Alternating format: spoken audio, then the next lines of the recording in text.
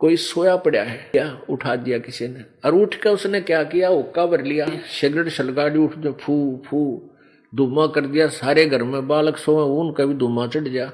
आप भी पाप का भागी और बच्चा को और स्वास्थ्य खराब करे, स्वास्थ्य अच्छा उनका। तो कहने का भाव ये है कि उठा और जाग गया, जाग भी गया, उठने योग कुक्रम शुरू कर दिया। बता के जाग गया इसका अच्छा।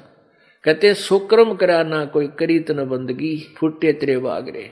तो पुण्यात्माओं, ऐसे प्राणी आप जी और हम रहे हैं जो परमात्मा 600 वर्ष पहले बनारस में आए थे।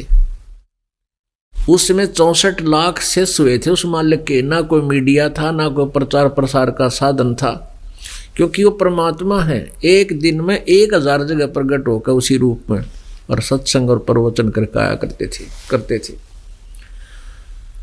वो करोड़ रूप बना सकते हैं, जितने प्राणी हैं उतने भी वो रूप बना सकते हैं, क्योंकि समर्थ नाम इसी का होता है। और जो बहुत दुखी प्राणी थे उनको पहले तो सुख दिया, फिर वो ज्ञान समझा, परमात्मा के शिष्य बने। 64 लाख शिष्य हो गए थे आज से 600 वर्ष पहले, जबकि पूरा भारत में अफगानिस्तान, बलोचिस्तान, पाकिस्तान, बांग्लादेश, ये सारा नेपाल और ये इराक, ईरान, गढ़गजनी तक, ये सारा भारत था। और कुल मिलाकर सारे भारत की 4 करोड़ आबादी नहीं होगी, और उसमें 64 लाख से सो जाना बालकों का खेल नहीं है। कह कबीर सुनो भी साधो, मैं तो हूँ विश्वास में। जय तुमने ये विश्वास हो गया कबीर इस गोड़ फिर देखना। या मैं 1000 प्रमाण दिखा सकता हूँ आपको पुण्यात्माओं, जो परमात्मा की शरण में लगे हैं सच्चे, उससे उनके ऊपर कर्म की फिर मार आई है और ऐसे जीवित कर दिए। डॉक्टरों ने जवाब दे दिया था कि अब इसका कहीं इलाज नहीं, बेसिक ले जाओ, नाम ले रखा था उन्होंने, और वो अपने आप फिर स्वस्थ हो गए।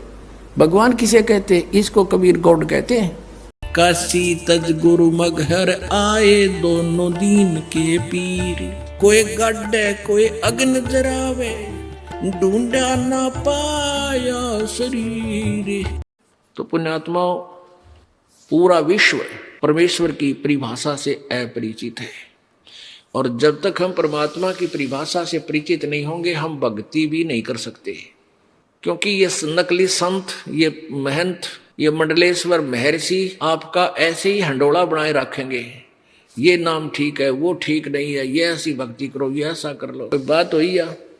अब एक भगवान और उसके पाने का रास्ता भी एक ही है।